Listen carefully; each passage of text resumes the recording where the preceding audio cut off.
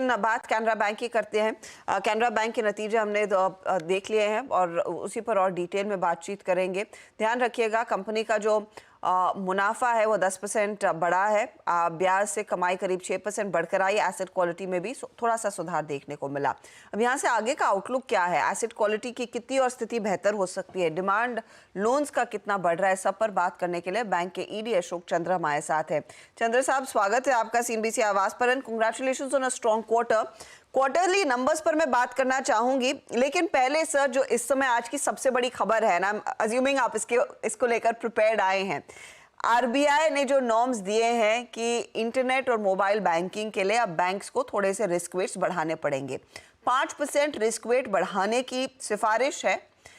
ये बताइए पहले तो आरबीआई को क्यों लगता है यहाँ पर रिस्क वेट्स बढ़ने चाहिए, और इससे आपके बैंक की LCR कहां पर पहुंचती दिखाई देगी, क्या इम्पैक्ट आएगा? नमस्कार। और सबसे पहले मैं आपके प्रश्न का जवाब दूं। आपके चैनल के माध्यम से मैं अपने सारे 11 करोड़ कस्टमर और अपने 84,000 एम्प्लॉइज का शुक्रिया अदा करना चाहूंगा, उनके विश्वास के प्रति और उनके कमिटमेंट जो ऑर्गेनाइजेशन के प्रति है। नाउ अभी जो आपने क्वेश्चन किया कि LCR पे क्या इम्पैक्ट आएगा, हमने उसको एक रफ एस्टिमेट किया है और हमारा जो LCR है वो ऑलरेडी रेगुलेटरी जो रिक्वायरमेंट है 100% उससे काफी ऊपर है, और इन सारी चीजों को फैक्टर करने के बावजूद हम काफी ऊपर रहेंगे और करीब 122 से 125% हमारा LCR रहेगा। तो LCR से रिलेटेड कोई ऐसी हमारे बैंक के प्रति कोई चिंता की बात नहीं है। यहाँ पर LCR बढ़ाने की जरूरत नहीं होगी, आप ये कह रहे हैं? जी, हमारा जो LCR है वो ऑलरेडी रेगुलेटरी जो रिक्वायरमेंट 100% उससे काफी ऊपर है, और ऐसी कोई भी जो रेगुलेटरी रिक्वायरमेंट आने वाली है उसका कोई इम्पैक्ट कैनरा बैंक के LCR पे नहीं पड़ने वाला है, मैं ये कहना चाह रहा हूं। I understand. चंद्र साहब, ये लोग ये भी कह रहे हैं, और रिपोर्ट्स में जो पढ़ रही थी सुबह में, कि इसका मार्जिन्स पर थोड़ा सा इम्पैक्ट आता हुआ दिखाई दे सकता है, इसका प्रॉफिटेबिलिटी पर इम्पैक्ट आएगा। उसका कुछ बैक ऑफ द एनवेलप आप गणित कर पाए हैं क्या कि रफली कितना इम्पैक्ट आएगा? ये तो आज ही इसका आया है, तो इसका सही आकलन तो अभी थोड़ी दिन बाद हम करेंगे, लेकिन मुझे ऐसा नहीं लगता है, बिकॉज हमारा LCR काफी ऊपर है ऑलरेडी, और इसका इम्पैक्ट मैं नीम पे नहीं देखता हूं। सो हमारी जो इंटरेस्ट और जो प्रॉफिटेबिलिटी है उसके ऊपर मैं इसका कोई इम्पैक्ट नहीं देखता हूं, बिकॉज हमारी जो LCR है प्लस जो हमारा CAR है वो सारे रेगुलेटरी रिक्वायरमेंट से काफी ऊपर है, तो इसका कोई इमीडिएट इम्पैक्ट हमारे बैंक के प्रॉफिटेबिलिटी पे नहीं आएगा। Coming to your numbers Ashok ji, ये एक स्ट्रॉन्ग या फेयरली अच्छा क्वार्टर रहा है आपके लिए, लेकिन FY25 में रफली किस तरह की क्रेडिट ग्रोथ की इंडिकेशन आई है Q1 के नंबर्स के बाद, अगर उसका पहले अंदाजा हमें दे सके? मैडम, अगर आप हमारा पोर्टफोलियो पूरा देखें इन डिटेल में, तो हमारा RAM सेक्टर जो है वो 57% हुआ है, और कॉर्पोरेट बुक जो है वो 43% से ये हुआ है, फैक्टर किया गया है। और RAM क्रेडिट में अगर हम ग्रोथ देखें तो ओवरऑल RAM, जहां हम बात कर रहे हैं तो रिटेल, एग्रीकल्चर एंड MSME की मैं चर्चा कर रहा हूं, तो ओवरऑल RAM क्रेडिट मेरा 12.26% इन द फर्स्ट क्वार्टर में जो ग्रोथ हुआ है। रिटेल सेगमेंट में बहुत ही अच्छी बाउंस हुई है और हमारा year and year growth 23% plus हुआ है। एग्री में हमारी 8.14% की ग्रोथ हुई है, और MSME में हम 7% का ग्रोथ हमने Q1 में दिखाया है। और जैसा कि हमने लास्ट क्वार्टर में भी रिजल्ट के बाद हमने जो आपके साथ एनालिसिस किया था और हमने जो डायरेक्शन दी थी कि हमारा ग्रोथ 12 से 14% क्रेडिट ग्रोथ होना चाहिए, और हम इसके ऊपर अभी भी कायम हैं। और हमारा मानना है कि ओवरऑल जो फाइनेंशियल ईयर जब हम एंड करेंगे तो ओवरऑल ग्रोथ हमारी क्रेडिट में 12 से 14% की मिनिमम ग्रोथ जरूर होगी। हमने डायरेक्शन जो दिया है, जो आप अगर हमारा देखें तो एडवांसेज में हमने डायरेक्शन 10% दिया, थोड़ा कंजर्वेटिव हमारा डायरेक्शन रहा है, लेकिन इस क्वार्टर में ही हमने 10% का ग्रोथ दिखाया है क्रेडिट में। ओवरऑल ग्रोथ हमारा 12 से 14% रहेगा। ओके, चंद्र साहब नमस्कार, वीरेंद्र बोल रहा हूँ दिल्ली स्टूडियोज से। ये मतलब पूरी बैंकिंग प्रणाली, सारे बैंक्स जो हैं इस वक्त कासा को लेकर जूझ रहे हैं, सब्सटेंशियल डिप है, बट आपने कासा के फ्रंट पे बहुत अच्छा किया। इनफैक्ट मैं कल एक और बैंक की मैनेजमेंट से, सरकारी बैंक की मुखातिब हो रहा था, उन्होंने भी काफ़ी अच्छा किया था। ये एक वाकई सरप्राइजिंग और सराहनीय आई थिंक नंबर है। बट ये कासा की ट्रेजेक्ट्री आगे क्या कम हो सकती है या यही रहेगी? क्योंकि मैं दूसरी चीज़ जो देख रहा था, क्योंकि डिपॉजिट ग्रोथ आपकी थोड़ी कम है, अभी हाल ही में HDFC बैंक ने भी अपने डिपॉजिट रेट्स को बढ़ाया है, तो आगे जाके NIMs की ट्रेजेक्ट्री कैसी रहेगी? आपका कासा हेल्दी है, बट क्या आपको डिपॉजिट रेट बढ़ाने पड़ेंगे? अगले 2 क्वार्टर्स में NIMs की ट्रेजेक्ट्री इसके चलते रहेगी क्या? मैं सबसे पहले कासा पे थोड़ी बात करना चाहूंगा, जिससे थोड़ी क्लैरिटी भी मिलेगी आपको भी और हमारे सारे दर्शक जो इससे जुड़े हुए हैं। सेविंग डिपॉजिट, आपने बिल्कुल सही कहा। सेविंग डिपॉजिट अगर हम देखें तो पिछले 1 साल में काफी अच्छी ग्रोथ हुई है। जैसे कि जून 23 में अगर आप हमारा सेविंग डिपॉजिट देखें तो 3,20,000 था और 12,000 करोड़ हमने 1 साल में ऐड किया है। इनफैक्ट सेविंग डिपॉजिट के भीतर 2 कंपोनेंट होते हैं, एसबी इंडिविजुअल होता है और एसबी इंस्टीट्यूशनल होते हैं।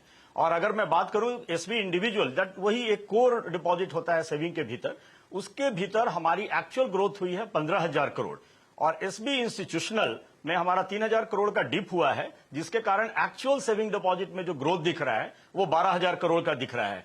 एसबी इंस्टीट्यूशनल में थोड़ी कमी सारे बैंकिंग में हुई है, because the government, central government and state government, most of the deposits वो पहले हमारे बैंकिंग सेक्टर में रखते थे। अभी उनकी जो सारी डिपॉजिट्स हैं वो या तो रिजर्व बैंक में रखते हैं या ट्रेजरी के थ्रू डायरेक्ट पेमेंट करते हैं। तो जो ग्रोथ होना चाहिए एसबी इंडिविजुअल में, वी आर ऑन द बिल्कुल सही रास्ते पे हम हैं। और इसके लिए मैं आपको बताऊंगा, जैसे लास्ट ईयर भी हमने जब इंटरेक्ट किया था तो बताया था कि सेविंग डिपॉजिट से रिलेटेड काफी नई स्कीम एंड डिजिटल बैक्ड हमने काफी स्कीम्स लॉन्च की है और उसका मैं देख रहा हूं कि काफी अच्छा इंपैक्ट पड़ा है लोगों के प्रति। एंड जैसा कि हमने एक last year salary deposit scheme launch की थी, उसके भीतर ऑलरेडी करीब 7 लाख हमने नए अकाउंट ऐड किए हैं, जिसमें करीब 4,000 करोड़ के नए पोर्टफोलियो ऐड हुए हैं सेविंग डिपॉजिट के भीतर। इस साल हमने एक कैनरा एंजल करके नई प्रोडक्ट लॉन्च की है जो वीमेन के लिए है और उसमें भी 2 महीने के भीतर हमने करीब 3.5 लाख नए अकाउंट ऐड किए हैं। तो सेविंग डिपॉजिट के ऊपर काफी फोकस है हमारा और हमारा मानना है कि इस फाइनेंशियल ईयर में हमारी काफी अच्छी ग्रोथ सेविंग डिपॉजिट में होगी, जिसके कारण हमारा कासा का अच्छा ग्रोथ होगा। आपने जो बात की रिटेल टर्म डिपॉजिट की और ओवरऑल डिपॉजिट की, आई थिंक अगर आप इस क्वार्टर का ही परफॉर्मेंस देखें तो डिपॉजिट के भीतर भी बैंक ने काफी अच्छा प्रदर्शन किया है। और जब हम रिटेल डिपॉजिट की बात करते हैं तो रिटेल डिपॉजिट में भी मोर देन 10% का हमारा इस क्वार्टर में ग्रोथ हुआ है। तो हम ऐसा देख रहे हैं कि हमारी जो एग्जिस्टिंग जो डिपॉजिट रेट है, उस रेट के ऊपर हमारी जो 9,500 ब्रांचेस हैं, वो सारी ब्रांचेस हमने एक्टिवेट किया है और सारी ब्रांचेस के थ्रू हम ये सारी रिटेल डिपॉजिट एंड कासा को मोबिलाइज कर रहे हैं। एंड मुझे ये पूरा विश्वास है कि इस पूरे फाइनेंशियल ईयर में हमारा डिपॉजिट और कासा में काफी अच्छा ग्रोथ रहेगा। ओके अच्छा सर, कोई फंड रेजिंग का प्लान या फिर किसी सब्सिडरी में कोई स्टेक सेल का प्रोग्राम? जैसा कि यह कल भी हमारे एमडी साहब ने भी एनालिस्ट मीट में बताया था कि 2 कंपनियां हैं जो Canara Robeco asset company and Canara HSBC life, ये 2 कंपनी में हम डाइवेस्टमेंट का प्लान कर रहे हैं। इसकी लिस्टिंग की प्लानिंग ऑलरेडी शुरू है। दोनों कंपनी के बोर्ड ने ऑलरेडी अप्रूवल दी है, कैनरा बैंक के बोर्ड ने भी अप्रूवल दे दिया है और इस फाइनेंशियल ईयर के लास्ट क्वार्टर में Q4 में कैनरा रिवेको हम इसको लिस्ट करने जा रहे हैं, जिसमें हमारा 51% होल्डिंग है। कैनरा एचएसबीसी लाइफ भी हम नेक्स्ट फाइनेंशियल ईयर के फर्स्ट क्वार्टर में इसकी लिस्टिंग की प्लानिंग है। सारी प्रोसेस इसकी चल रही है और जो भी रेगुलेटरी रिक्वायरमेंट है वो हम इसको कंप्लाई करके इसको लिस्टिंग के ऊपर ले जाएंगे। जैसा कि आपने कैपिटल रेजिंग की बात की, जो आपने देखा होगा हमारा CET1 भी काफी कंफर्टेबल है, हम 12% प्लस है और CRAR भी 16% प्लस है। तो मुझे ऐसा नहीं लगता है कि इमीडिएटली हमें कोई कैपिटल प्लानिंग की जरूरत है, लेकिन हमने बोर्ड से परमिशन लिया है 8,500 कैपिटल रेज करने का और उसमें 4,500 टायर 2 बॉन्ड होगा और 4,000 करोड़ ATR के थ्रू हम इसको रेज करेंगे। लेकिन वो हम देखेंगे मार्केट जब हमारे लिए कंड्यूसिव होगा तब हम इसको रेज करने का प्लान करेंगे। और ये भी जो हम रेज करेंगे mostly to replenish our old जो हमारी हैं जो ATR बॉन्ड हैं या टायर 2 बॉन्ड हैं, उनको रिप्लेनिश करने के लिए इसकी जरूरत पड़ेगी। अदरवाइज बिजनेस ग्रोथ के लिए हमें कैपिटल की कोई जरूरत नहीं है। अशोक जी, मैं आपसे MSME पर एक पर्सपेक्टिव लेना चाह रही हूँ कि वहाँ पर आपके लोन पोर्टफोलियो की हेल्थ कैसी है, कितना एक्सपोजर बढ़ाना चाहेंगे? क्योंकि इस बजट में भी सरकार फिर से एमएसएमई सेगमेंट को अच्छा खासा थ्रस्ट देने की तैयारी में दिखी है।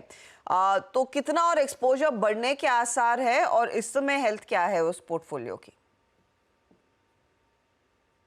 आप अगर हमारा फिगर देखें, जून 23 का जो ओवरऑल हमारा एमएसएमई का पोर्टफोलियो था वो 1,26,000 था, जो बढ़कर 1,35,000 हुआ। सो परसेंटेज टर्म में ये करीब 7% का ग्रोथ है, जो कि हम अभी भी इसको मान रहे हैं कि ये कंजर्वेटिव ग्रोथ है इस पूरे फाइनेंशियल ईयर में। और Q2 में ही इस हम देखेंगे कि करीब डबल डिजिट तो डेफिनेटली हम इसमें टच करेंगे। और मेरा मानना है कि करीब 10 से 12% का एमएसएमई ग्रोथ जरूर होगा। गवर्नमेंट का भी काफी फोकस है और इस बजट में भी काफी कुछ स्कीम्स लाई जा रही है एमएसएमई के लिए। और कैनरा बैंक काफी एक्टिव रहा है, कोई भी गवर्नमेंट की स्कीम्स आती हैं तो उसमें हम बहुत एक्टिवली पार्टिसिपेट करते हैं। और हमारा मानना है कि एमएसएमई में भी जो भी न्यू डायरेक्शंस आएंगी, बैंक काफी एक्टिवली पार्टिसिपेट करेगा और हम एक अग्रणी बैंक की भूमिका अदा करेंगे एमएसएमई सेक्टर में। ओके अशोक जी, बहुत बहुत शुक्रिया आप इस कार्यक्रम में शामिल हुए। कैनरा बैंक के नंबर्स को लेकर आपने बातचीत करी, बहुत बहुत शुक्रिया सर। और नेक्स्ट क्वार्टर के लिए हमारे पूरी टीम के तरफ से, CNBC आवाज़ की टीम की तरफ से आपको शुभकामनाएं।